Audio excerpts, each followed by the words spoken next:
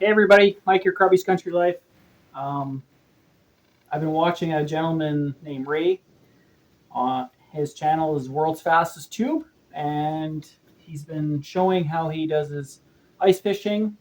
So I decided to take his idea and make my own. Um, this is the dedication board, I guess. So I'm calling it the Ray board.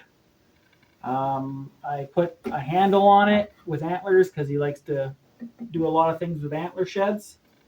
I put a fly rail on my little ice fishing rod here, and I rigged it up so that the mouse trap will work with it. So once I get my line all hooked in there, but to give you an idea, we'll just put the trigger in there.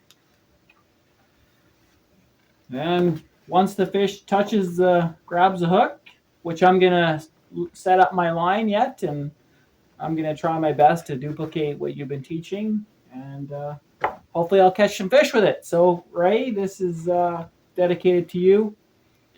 I just watched your video saying you may no longer be posting videos, but I really enjoyed your videos. So hopefully we get some fish on. They're Ray board. Thanks to everybody for watching.